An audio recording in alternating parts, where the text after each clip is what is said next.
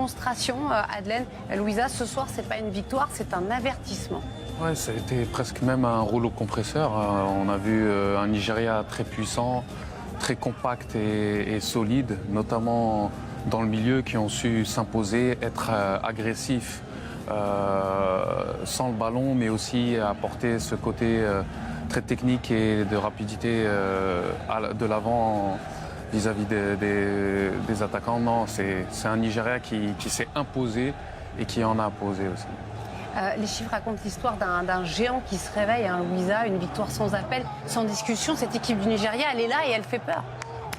Oui, c'est un Nigeria, c'est vraiment un standard très élevé, hein, avec de fortes individualités, un fort collectif.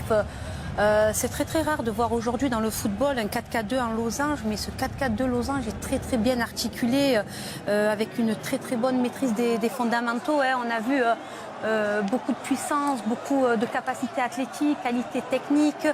Dans les projections, quand il y a Osimhen ou Lookman devant, ou même Adams, ça apporte énormément, ça aide énormément. Donc ouais, c'est une équipe du Nigeria qui est dans la continuité de ce qu'elle a montré depuis le début de cette compétition.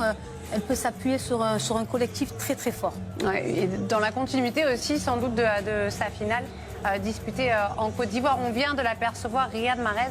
Adelaine, forcément, on a une pensée, et tu as une pensée ce soir pour lui. L'Algérie est éliminée, mais lui vient de disputer son dernier match de Coupe d'Afrique des Nations. Ouais, c'est un petit peu triste de le voir partir, parce que ça reste une star mondiale du football et une star africaine. Un peu triste aussi de la physionomie de match de l'Algérie pour pouvoir partir de cette manière.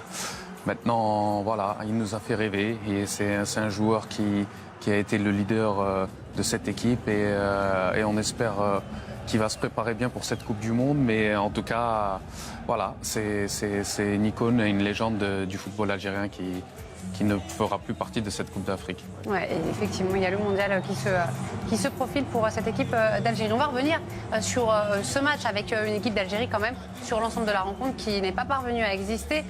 Et une première mi-temps notamment où l'Algérie a joué au funambule. Le siège nigérian a fini par payer au retour des vestiaires avec des Super Eagles qui vont ouvrir le score à la 51e minute. Osimhen, donc, qui est parmi les joueurs les plus décisifs, hein, donc, de cette Coupe d'Afrique des Nations, derrière Brahim Diaz à la deuxième place avec ses 4 buts et 2 passes décisives, 5 buts, hein, pour Brahim Diaz. Et puis derrière, il y a Ademola Lookman, 3 buts, 4 passes décisives. On va parler aussi d'Ibrahim Maza, coupable, hein, donc sur le but du break d'Akor Adams, sorti quelques minutes plus tard aux côtés de Mahrez par le sélectionneur Petkovic. On a vu un Ibo Maza abattu. Il est jeune. On comprend aussi sa détresse, hein, à ce moment-là. Ah, totalement. Je pense c'était un match où il était un petit peu esselé, où vraiment le milieu nigérien lui ont pas laissé de l'espace, où ils lui ont pas laissé vraiment se retourner. Il a réussi une ou deux fois, mais toujours derrière, il n'y avait pas cette continuité dans la passe. Mais il va apprendre, on apprend dans les défaites. Et je pense que ça, dans cette défaite-là, il y a eu une belle compétition de sa part. Et il va revenir plus fort et avec beaucoup plus d'expérience. Entrée pour sauver la patrie. Bounedjah et Hadj Moussa n'ont rien pu faire. C'est un Nigeria efficace. Dans la composition de l'équipe, on aurait pu commencer un petit peu différemment. On va en parler évidemment, mais je voudrais qu'on parle de ces Super Eagles. Tu le disais, efficace aussi au milieu de terrain. C'est sans doute là que le match s'est joué aussi. Vous avez montré cette séquence à la mi-temps. On va vous la proposer avec des joueurs nigériens qui ont empêché littéralement les Algériens de poser leur jeu. Louisa, on est d'accord que l'équipe d'Algérie n'a pas existé. Beaucoup trop peu, ils ont été énormément gênés par la puissance, par la densité athlétique nigérienne. Il y a une stat qui illustre exactement ce que tu viens de dire. Un tir pour l'Algérie et pas cadré. Trois tirs, pas cadrés. Petkovic s'est trompé dans sa composition d'équipe. Je pense que quand on a vu le dernier match du Congo, parce que quand on voit le Congo, la RDC, c'est une équipe un petit peu similaire que le Nigeria. La seule différence, c'est que vraiment, ils ont deux attaquants qui portent sur la défense. Et quand Bardad Bounedjah qui est rentré à la fin avec Boulbina, ça a apporté de la fraîcheur, ça a apporté du poids sur les défenses congolais. Et là, on a pensé qu'ils allaient commencer. On s'est dit peut-être que Bardad va commencer, va apporter ce côté-là. Et même avec Riyad, quand vous avez Bardad, c'est pas la même chose. Riyad ne descend pas. ne vient pas chercher le ballon. Et là, justement, il se déplace. Donc, on n'a pas une bonne composition, je pense, de départ. Qualification donc du Nigeria, 160 buts inscrits dans l'histoire de la CAN pour le Nigeria à égalité avec la Côte d'Ivoire. Et c'est Accor Adams qui a inscrit aujourd'hui le 160e but de cette équipe du Nigeria. On le retrouve tout de suite au micro de Renan Chodotal. Avec le deuxième buteur de ce match, Accor, congratulations, it was an amazing. Félicitations, ça a été une partie incroyable de la part du Nigeria ce soir. Oui, je pense qu'on a bien entamé la partie avec une idée très claire de ce que nous voulions faire. On remercie Dieu pour cette victoire. C'est un énorme effort qui a été consenti par toute l'équipe, par le milieu, Victor, Alex, les attaquants, Calvin, moi-même, Bruno, Bright. Je pense que tout le monde a contribué à cette victoire et je remercie Dieu qu'on ait gagné. Est-ce que vous pouvez nous décrire ce but? C'est du football à l'état pur. Il faudrait que je revoie les images, mais c'était une très bonne passe de la part de Victor et j'étais au bon endroit au bon moment. J'ai vu le gardien sortir très vite et ensuite je l'ai évité. Prochaine étape, demi-finale et ensuite contre le Maroc, c'est ça la demi-finale. Écoutez, on verra bien ce qui se passe. Pour l'instant, on va savourer cette victoire. On va retourner à l'hôtel et se préparer pour le prochain match.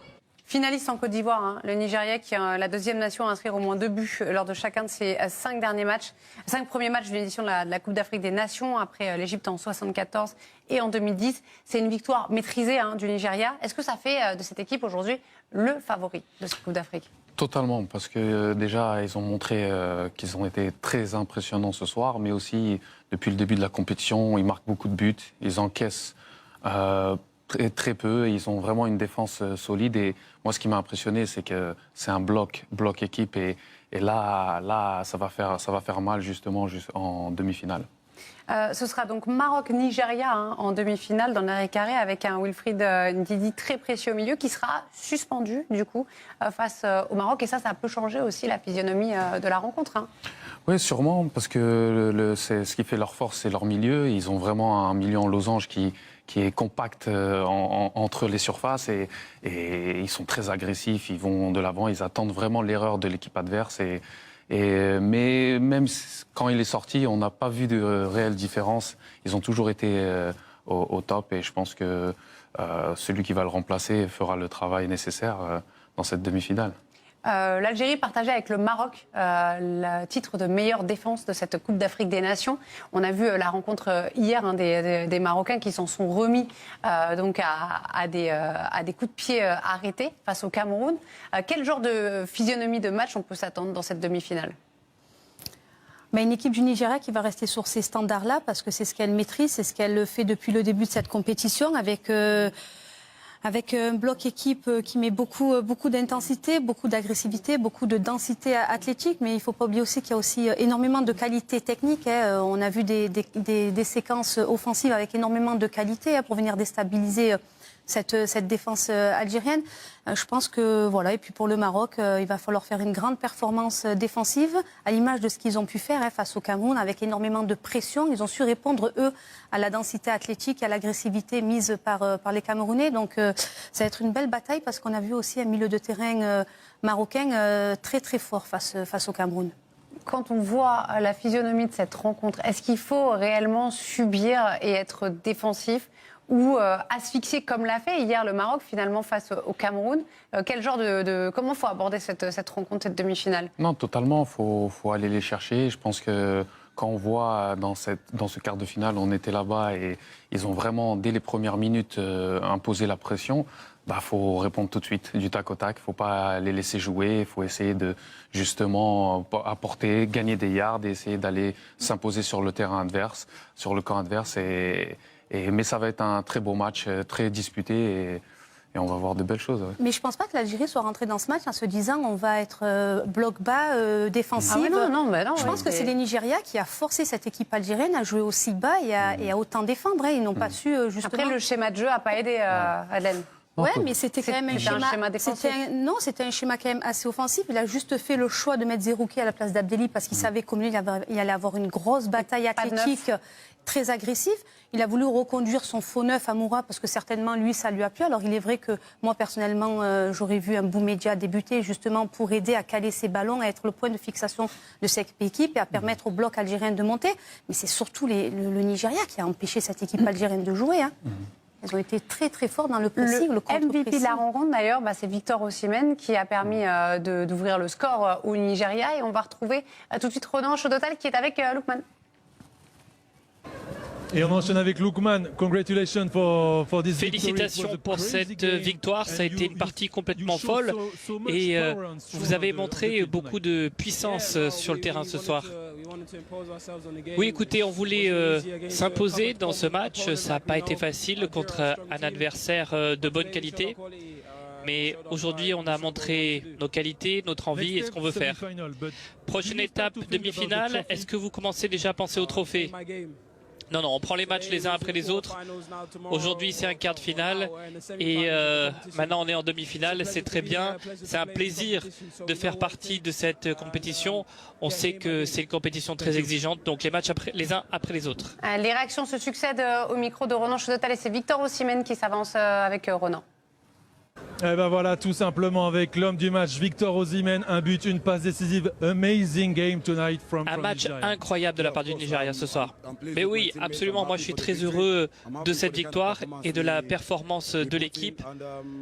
Je pense qu'on a très bien joué et puis on a aussi beaucoup de respect pour cette équipe algérienne qui est une équipe de grande qualité. On savait que c'était important de faire ce pressing-là, de les mettre mal à l'aise et on a exploité leurs erreurs. Vous étiez très puissant, très fort ce soir. C'était ça la clé du match? Oui, évidemment.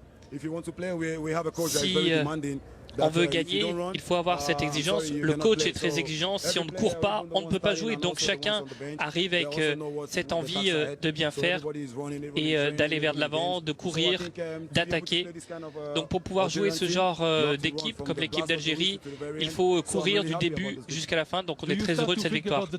Est-ce que vous commencez à penser à la victoire finale? Non, on va prendre les matchs les uns après les autres. On va jouer l'autre, ce qui va être très difficile et on va faire de notre mieux surtout.